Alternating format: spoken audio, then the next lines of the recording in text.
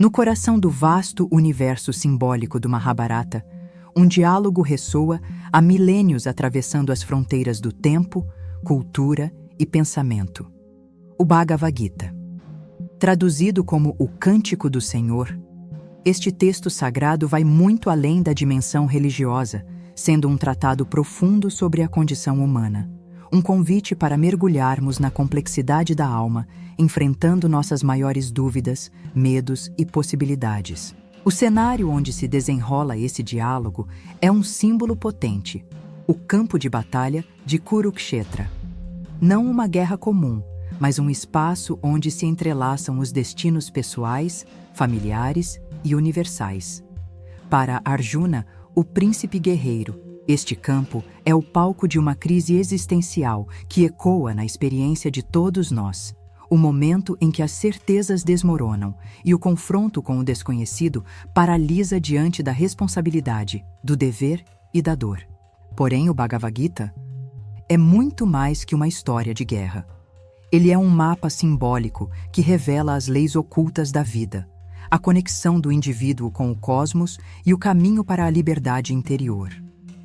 No diálogo, Krishna revela que o verdadeiro campo de batalha é a mente e o coração humanos, onde ego e self travam uma luta ancestral. Mesmo sendo um texto milenar, o Gita permanece surpreendentemente atual. Suas perguntas são as nossas perguntas. Quem sou eu? Qual o meu papel no mundo?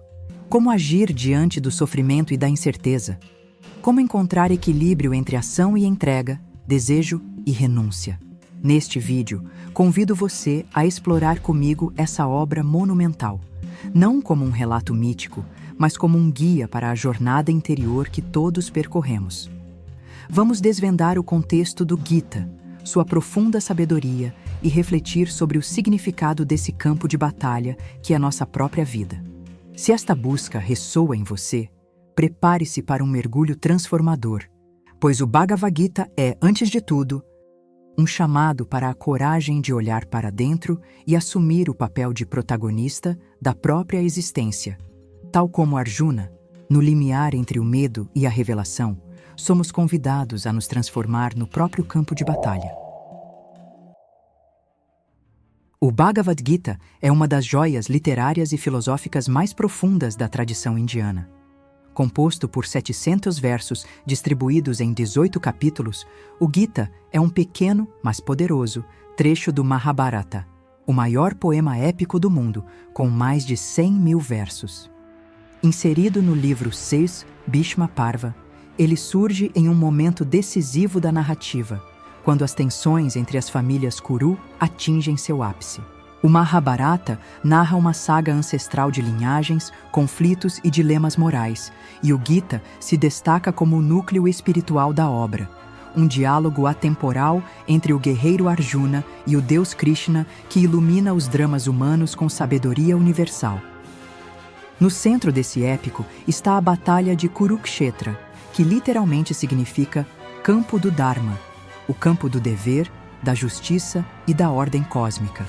É neste cenário que o Bhagavad Gita se desdobra, não como uma simples história de combate, mas como um diálogo profundo entre dois personagens emblemáticos: Arjuna, o guerreiro em crise, e Krishna, seu guia, amigo e encarnação divina.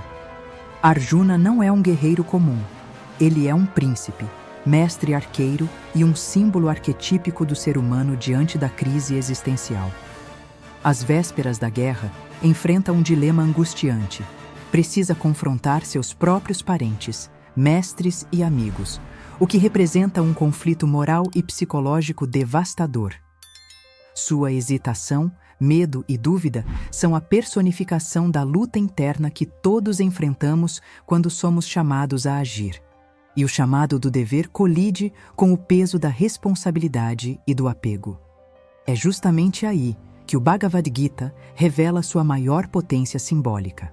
O campo de batalha externo se transforma em um espelho do campo de batalha interno, a arena onde se trava a luta entre o ego limitado e as forças mais amplas da consciência, entre apego e desapego, ignorância e conhecimento. No contexto védico, o Gita ocupa posição central como um dos textos que sistematizam os ensinamentos espirituais da Índia antiga. Ele sintetiza ideias complexas sobre o Dharma, dever, o karma, ação e suas consequências, e o caminho para a libertação, moksha. Mais que isso, propõe uma abordagem prática para o equilíbrio entre ação e renúncia, saber e devoção, mente e espírito, temas que ressoam profundamente em qualquer tempo ou cultura. Embora seja antigo, estimado entre os séculos 5 e 2 a.C., o Bhagavad Gita permanece extraordinariamente atual. Suas reflexões sobre sofrimento, conflito interno, responsabilidade individual e propósito de vida atravessam milênios para chegar até nós, oferecendo insights que dialogam com psicologia, filosofia e espiritualidade modernas. Ao compreender o contexto histórico e simbólico do Gita, vemos que o campo de Kurukshetra é mais que um cenário épico. É o palco onde cada um de nós é chamado a enfrentar suas batalhas, fazer escolhas difíceis e despertar para uma consciência mais ampla. Arjuna não é apenas uma figura histórica ou mitológica, é o arquétipo do homem em crise, um reflexo profundo da experiência humana diante das escolhas que definem nossa existência. Ele representa o momento limiar em que o ego, construído sobre identidades, papéis e certezas, se vê frente a frente com o vazio da dúvida e da incerteza.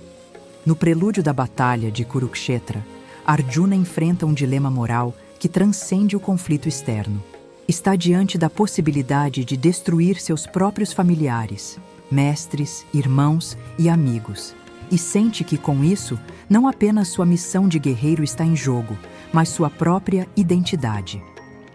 Quem sou eu se fizer isso? E quem serei se não fizer? Essa pergunta angustiante ecoa em sua alma. Esse momento traduz uma crise existencial profunda, a colisão entre o dever, dharma, e a emoção, entre responsabilidade social e conflito interior. Arjuna se vê paralisado por um medo que não é só do sofrimento físico, mas da fragmentação do próprio ser, a perda de sentido e pertencimento. O campo de batalha é um símbolo poderoso. Não é só um espaço físico de guerra, mas um espaço psíquico. O campo onde se trava a luta entre a velha identidade e a necessidade de transformação, entre resistência e rendição. É o palco onde máscaras caem, revelando feridas e contradições internas que o ego prefere evitar. Essa paralisia de Arjuna representa o choque entre o conhecido e o desconhecido, entre a zona de conforto da ilusão e o chamado para uma nova consciência. A hesitação diante do dever é, na verdade, o reconhecimento de que agir sem profunda compreensão pode levar à perda não só material, mas existencial. Ao trazer essa história para nosso olhar contemporâneo, percebemos que Arjuna é cada um de nós no momento da decisão difícil, seja no trabalho, nos relacionamentos ou na jornada pessoal. Ele nos convida a encarar sem ilusões a própria sombra, o medo do fracasso, da rejeição e da ruptura. O convite do Gita é claro: não evitar essa luta interna, mas atravessá-la com coragem e honestidade. Pois é nesse confronto que reside a possibilidade de crescimento, de reconfiguração do eu e de descoberta de um sentido maior. O conceito de Dharma ocupa o centro do conflito vivido por Arjuna no início do Bhagavad Gita. Diante do campo de batalha de Kurukshetra, ele se vê paralisado por uma crise moral. Deve lutar contra seus próprios parentes e mestres ou recusar-se a agir? Sua dúvida é, essencialmente, sobre qual é o seu verdadeiro dever. Krishna responde com firmeza e compaixão. Ele ensina que o Dharma não é simplesmente seguir regras externas, mas agir em conformidade com a própria natureza interior, com aquilo que é mais profundo, alinhado ao propósito de alma. Melhor é cumprir o próprio dever, mesmo que imperfeitamente, do que executar o dever de outro com perfeição. Este é um dos ensinamentos mais contundentes do Gita. O Dharma não é genérico. Ele é universal e individual ao mesmo tempo. Existe o Dharma cósmico, que sustenta o equilíbrio do universo, e existe o Dharma de cada ser, de acordo com seu temperamento, seu lugar no mundo, sua etapa de vida e seu autoconhecimento. O erro de Arjuna seria abandonar o seu Dharma de guerreiro, Kshatriya, movido pelo apego emocional e pelo medo de agir. Para Krishna, tal recusa não é compaixão verdadeira, mas uma forma sutil de ego espiritualizado. O caminho do yoga, ensina ele, é agir com clareza, sem apego aos frutos, entregando as ações ao absoluto. Age, pois, sempre que houver necessidade, sem apego, pois aquele que age sem apego atinge o Supremo. O Dharma, portanto, é ação lúcida. É manter-se fiel ao que se é, mesmo quando isso exige sacrifício. Não é submissão cega, mas expressão de uma ordem interna que vai além do ego. Krishna afirma que não há verdadeira paz para aquele que abandona seu dever por medo, insegurança ou desejo de agradar. O caminho da realização não exige que se fuja do mundo, mas que se haja no mundo com consciência, como um instrumento do divino. O yogi que age com desapego, cuja mente está purificada, que venceu a si mesmo e renunciou aos frutos da ação, alcança a liberdade suprema. Na tradição védica, Atman e Brahman são como duas faces do mesmo mistério. Uma voltada para dentro, outra para o infinito. Atman é o eu mais íntimo, a essência que observa em silêncio por trás dos pensamentos, emoções e papéis que assumimos no mundo. Não é o ego, nem a personalidade, mas aquilo que permanece quando tudo o que é passageiro se dissolve. Quando Krishna fala a Arjuna sobre o eu que não nasce e não morre, que não pode ser ferido por armas, queimado pelo fogo ou molhado pela água, ele está se referindo ao Atman. Já Brahman é o todo, o princípio absoluto que sustenta e permeia toda a existência. É a realidade última, sem forma, sem começo nem fim, que vibra silenciosamente em todas as coisas. Para os Vedas, tudo o que existe é Brahman. E o mais impressionante, o Atman, o eu verdadeiro, é Brahman. Essa é a grande revelação. Aquele que vê o eu em todos os seres e todos os seres no eu, esse vê verdadeiramente. Essa união entre o individual e o universal está no centro da experiência espiritual descrita no Gita. Não como uma crença, mas como uma percepção direta, transformadora. É quando o véu da separação se desfaz e aquilo que parecia ser meu eu se revela como expressão da própria consciência cósmica. Arjuna, ao longo do diálogo com Krishna, é lentamente conduzido a essa visão não dual. E isso muda tudo. O medo da morte perde o sentido, o desejo de recompensa se dissolve, a ação torna-se oferenda. Reconhecer-se como Atman é recordar quem se é de verdade. Perceber que esse Atman é Brahman é despertar do sonho da separação. É por isso que o Gita não é apenas um livro de filosofia, mas um espelho da alma. Cada página nos chama de volta àquilo que já somos, mas esquecemos. E assim, o campo de batalha se transforma em altar, a guerra interior em caminho de libertação. No coração do Bhagavad Gita, Maya não é apenas um conceito metafísico, é a força que reveste o mundo com aparência, confundindo o olhar da alma. Trata-se de uma energia divina que, embora sustentada pelo próprio Absoluto, opera como véu, oculta a realidade última e aprisiona os seres no ciclo do nascimento e da morte, conhecido como Samsara. Krishna declara, no capítulo 7, verso 14, esta minha divina Maya, constituída pelas 3 gunas, é difícil de ultrapassar, mas aqueles que se refugiam em mim atravessam-na com facilidade. Essa Maya está intrinsecamente ligada às 3 gunas, Sattva, Rajas e Tamas, as qualidades primordiais que constituem toda a natureza. São elas que moldam o mundo fenomênico e, ao mesmo tempo, influenciam a mente, as emoções e o comportamento dos seres. Sattva, a qualidade da luz e do equilíbrio, promove clareza, serenidade e discernimento. Sob sua influência, a mente se eleva e se volta ao conhecimento do eu. Rajas, regido pelo movimento e pelo desejo, gera ação, paixão e inquietação. É a energia que alimenta o ego, o apego e a busca por resultados. Tamas, a força da inércia e da escuridão, conduz à ignorância, à confusão e ao torpor. Sob seu domínio, a consciência se obscurece e se desvia da verdade. Essas três forças coexistem em cada ser, em diferentes proporções, e são a base da experiência dual: prazer e dor, ganho e perda, sucesso e fracasso. Maya, então, não está apenas no que é visto, mas na forma como se vê. Ela é a lente colorida pelos gunas, que distorce a percepção da realidade e nos identifica com o que não somos. No Bhagavad Gita, Krishna ensina que o primeiro passo para a libertação é compreender essa dinâmica interna. Ao invés de combater o mundo ou renegar a matéria, o praticante espiritual aprende a discernir, reconhecer a presença da ilusão e agir com consciência mesmo dentro dela.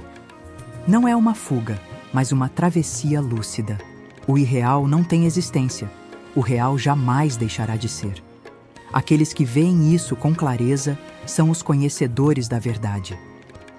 Maya, portanto, não é algo a ser destruído, mas transcendido pela sabedoria. Ela é o palco da experiência, e enquanto a consciência estiver envolta pelas gunas, permanecerá presa ao ciclo de ação e reação. Mas aquele que cultiva sattva, modera rajas e supera tamas, caminha rumo à libertação. O objetivo, diz Krishna, é ultrapassar até mesmo sattva, por mais elevada que seja, para alcançar o estado além dos gunas, o estado de yoga, onde a alma não mais oscila entre os opostos. Esse estado é descrito no capítulo 14, quando Arjuna pergunta como reconhecer aquele que transcendeu os gunas. Aquele que permanece inabalado diante das influências dos três gunas, que vê a ação dos gunas e sabe: os gunas estão agindo. Esse conhece o ser. Maya, nesse sentido, é uma mestra exigente. Nos obriga a desenvolver discernimento, disciplina e devoção. Não basta apenas ver que o mundo é impermanente. É preciso agir dentro dele sem se perder nele. Krishna não ensina a rejeição do mundo, mas a ação lúcida e desapegada. O sábio não se retira da vida, mas vive no mundo com olhos despertos, vendo o eterno por trás do transitório. A libertação não acontece fora da ilusão, mas através dela, quando deixamos de nos identificar com aquilo que muda, os papéis, os desejos, os humores, e reconhecemos no âmago do ser o Atman, imutável, livre e pleno. Poucos momentos na história espiritual da humanidade são tão impactantes quanto a visão cósmica, Vishvarupa, concedida por Krishna a Arjuna. Nesse instante grandioso, o véu da realidade ordinária se rasga e o guerreiro contempla o absoluto em sua forma total. Uma visão avassaladora do divino em sua plenitude. Krishna, até então seu amigo e conselheiro, revela-se como o próprio tempo, destruidor de mundos. Arjuna vê incontáveis braços, rostos, seres devorando-se uns aos outros, chamas, esplendor e morte. É uma imagem sublime e terrível, porque o divino não é apenas luz, mas também sombra. Não é apenas criação, mas também destruição. Essa visão simboliza uma verdade profunda. O universo é uno e múltiplo, eterno e em constante transformação. Todas as formas nascem, vivem e morrem dentro do ser infinito. Nada escapa à dança cósmica, nem mesmo os deuses, nem mesmo os grandes guerreiros. Ao conceder essa experiência a Arjuna, Krishna revela não apenas sua natureza divina, mas também a natureza do mundo. O caos e a ordem, o bem e o mal, a beleza e o horror, tudo é expressão de uma mesma realidade última. Não há separação real, apenas diferentes manifestações do Uno. Esse vislumbre cósmico rompe as limitações do ego. Arjuna é tomado de espanto, reverência e medo. É o colapso da visão dualista, a entrega total diante da vastidão. Nada mais pode ser como antes. Ao final da visão, Krishna retoma sua forma humana. E isso também carrega um ensinamento. Mesmo o absoluto se manifesta de maneira acessível, próxima, amorosa. O divino é imenso e inatingível, mas também está presente na simplicidade do agora, na escuta silenciosa, na presença amorosa. A visão cósmica é um convite a expandir a percepção, a reconhecer o sagrado em tudo, mesmo no que assusta, mesmo no que desmorona. Ela nos chama a viver com os olhos da alma abertos, conscientes de que estamos imersos no mistério. Um dos ensinamentos centrais do Bhagavad Gita, que traz à luz a profunda reflexão sobre a natureza do ser, está no diálogo entre o campo, Mukshetra, e o conhecedor do campo, Rukshetrajna. Essa distinção, embora sutil, é fundamental para compreendermos a dualidade aparente entre o corpo, a mente, as emoções e a essência imutável que somos.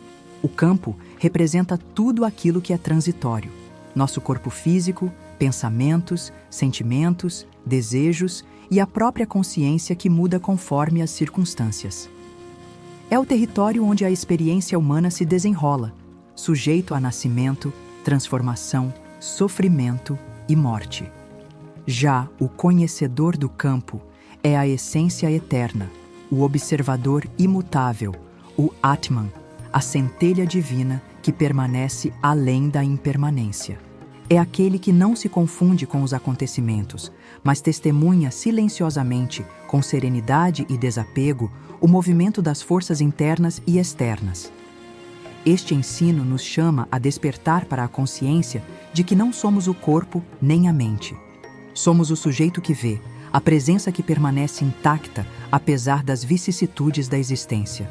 É a partir dessa percepção que surge a possibilidade de liberdade, pois só quando reconhecemos que a verdadeira identidade está além das mudanças temporais, podemos nos desvincular das ilusões da identificação com o sofrimento, o ego e as paixões.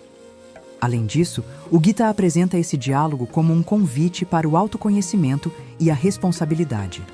Conhecer o campo é conhecer nossas fraquezas e potências, enquanto conhecer o conhecedor é ancorar-se na sabedoria e na imortalidade do ser. Essa distinção é um dos fundamentos filosóficos para a prática dos yogas, pois fundamenta a ideia de observar sem se apegar, agir sem se identificar, viver sem perder a consciência do próprio eu eterno. O chamado, portanto, é para que nos tornemos observadores conscientes da vida, presentes no campo, mas conscientes do conhecedor que habita em nós. É esse despertar que abre caminho para a transcendência, para a paz e para a integração do ser. O Bhagavad Gita apresenta uma visão profunda e revolucionária sobre a morte. Não como um fim absoluto, mas como uma passagem na continuidade do ser. Krishna explica a Arjuna que a alma, Atman, é eterna, imutável e indestrutível. Ela transcende o corpo físico, que é temporário e perecível. Assim, a morte do corpo não significa o fim da existência, mas uma transformação, um desprendimento da forma. Essa perspectiva traz uma libertação profunda para o medo universal da morte, pois convida a enxergar a vida como parte de um ciclo maior, onde nascimento e morte são apenas fases transitórias. A compreensão da imortalidade da alma está diretamente ligada ao desapego e à coragem para agir sem medo das consequências externas. O conhecimento da eternidade do Self permite que o guerreiro interior enfrente o campo de batalha, real ou simbólico, com serenidade e confiança. Além disso, essa visão convida à reflexão sobre o valor do presente e o sentido da ação consciente, já que a vida é oportunidade para a evolução do espírito e o cumprimento do Dharma. Assim, o Gita nos desafia a transformar o temor da morte em sabedoria, encontrando na consciência da eternidade a força para transcender as limitações do corpo e da mente. No Bhagavad Gita, o conhecimento verdadeiro, Jnana, é mais do que um acúmulo de informações. É um fogo interno que consome a ignorância e dissolve as ilusões que mantêm a alma cativa. Krishna afirma com clareza: nada purifica mais do que o conhecimento. Mas que conhecimento é esse? Trata-se do autoconhecimento, o reconhecimento da verdadeira natureza do ser, eterna, imutável, não nascida e indestrutível. O Atman, a centelha divina em cada ser, não é o corpo, nem os pensamentos, nem as emoções. O erro fundamental da existência é identificar-se com aquilo que é impermanente. Libertar-se é, portanto, lembrar-se de quem se é. Mas esse conhecimento não é apenas intelectual. Ele precisa ser vivido, encarnado, tornado experiência direta. Krishna mostra que há um caminho que leva à realização: o estudo sagrado, a meditação, a disciplina da mente e o desapego dos frutos da ação. É através desses meios que o conhecimento desce da mente ao coração. Quando se conhece a si mesmo, conhece-se também o divino, porque, no fundo, o ser e o absoluto não são dois. Essa é a essência do ensinamento. O buscador e o buscado são um só. A jornada é apenas o desvelar progressivo dessa verdade. A sabedoria do Gita é radical, porque ela não apenas instrui, ela transforma. Cada ensinamento é um golpe contra o ego e suas ilusões. Não há espaço para o auto-engano. O verdadeiro conhecimento exige coragem para encarar a sombra, para abandonar crenças confortáveis e abrir mão do que não é essencial. Libertar-se é despertar. E despertar, como diz o Gita, é enxergar com clareza, agir com discernimento e viver com plenitude, mesmo no meio do campo de batalha. Se esse vídeo tocou algo dentro de você, compartilhe com quem também busca sabedoria em tempos de incerteza. Inscreva-se no canal e ative o sino para continuar essa jornada conosco. Deixe nos comentários qual verso ou ensinamento mais ressoou com a sua vida hoje. Vamos conversar. E se quiser apoiar ainda mais o nosso trabalho, torne-se membro do canal. Com isso, você ajuda a manter esse espaço de reflexão e conhecimento vivo. Muito obrigada pela sua presença e até o próximo vídeo.